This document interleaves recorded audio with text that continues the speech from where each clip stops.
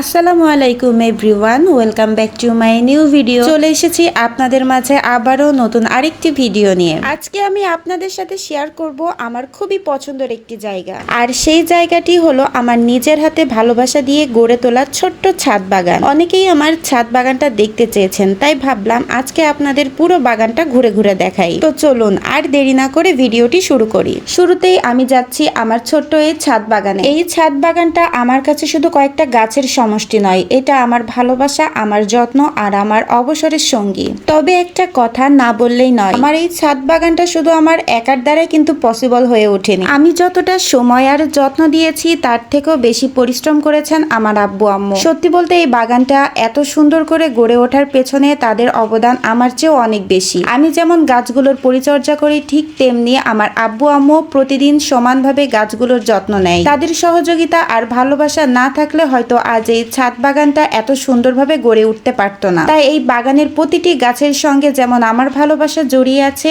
ঠিক তেমনি জড়িয়ে আছে আমার আব্বু আম্মুর পরিশ্রম আর ভালোবাসা। এখন চলুন সোজা চলে যায় আমার গাছদের কাছে। সিঁড়ি দিয়ে উঠতেই সবার আগে চোখে পড়ে আমার জামরুল গাছে। গাছটা এখন বেশ সুন্দর হয়ে উঠেছে আর দেখতে সত্যি খুব ভালো লাগে। এরপর চলে আসি আমার লিচু গাছের কাছে।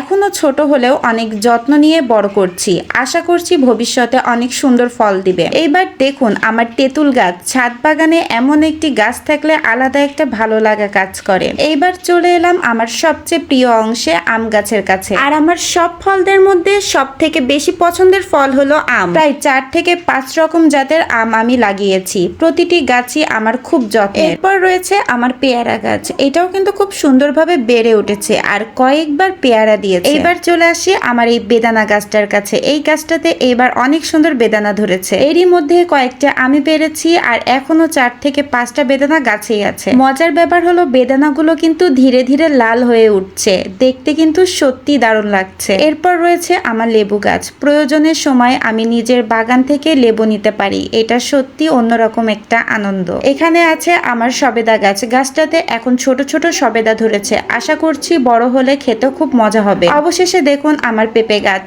এটাও খুব সুন্দরভাবে বেড়ে উঠছে। আমার এই পেঁপে গাছে কয়েকটা পেঁপেও এসেছে, আর কিছুদিন গেলেই হয়তো গাছ থেকে পেঁপে পাড়া যাবে। এই ছিল আমার প্রথম ছাদ বাগানের সব গাছ। এইবার আপনাদেরকে ঘুরে দেখাবো আমার নতুন করে গড়ে তোলা আরেকটি ছাদ বাগানে। এই বাগানটার কাজ এখনো পুরোপুরিভাবে শেষ হয়ে ওঠেনি, ধীরে ধীরে নিজের ইচ্ছা মতো সাজিয়ে তুলছি। এখানে আপাতত কয়েকটি আম গাছ, কলা গাছ, জলপাই গাছ আর সবেদা গাছ লাগিয়েছি। সামনে আরো অনেক নতুন গাছ লাগানোর পরিকল্পনা আছে। আমার এই বাগানটাই কিন্তু আমি শুধু গাছই লাগাবো না, আমি ভাবছি এই বাগানে এক পাশে একটি সুন্দর মাছের অ্যাকোরিয়াম তৈরি করব।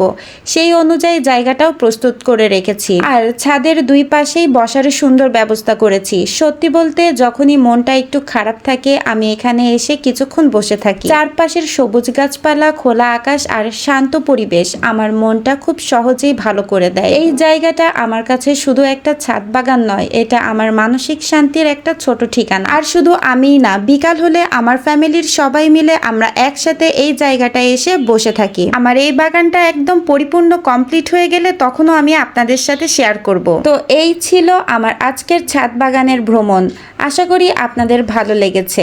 আর এই ভিডিওটি যদি ভালো লেগে থাকে তাহলে কিন্তু অবশ্যই লাইক, কমেন্ট ও শেয়ার করে দিবেন। আর আপনাদের কাছে আমার এই ছাদ বাগানের কোন গাছটি সবচেয়ে বেশি ভালো লেগেছে সেটি কিন্তু কমেন্টে জানাতে পারেন। আর আমার এই বাগানে আর কি কি গাছ লাগালে আরো বেশি সুন্দর দেখা যাবে সেটিও কিন্তু আপনারা কমেন্টে জানাতে পারেন। আর একটা কথা না বললেই নয়, আমার এই ছাদ বাগানের পিছনে আরেকজনের সব থেকে বড় অবদান আছে, আর সেই মানুষটা ঠিক কে হতে পারে এটা আপনারা গেস করতে থাকেন। আজকের মতো এখানেই বিদায় নিচ্ছি, দেখা হবে পরের কোনো ভিডিওতে। ততদিনে সবাই ভালো থাকবেন, সুস্থ থাকবেন। আল্লাহ হাফেজ।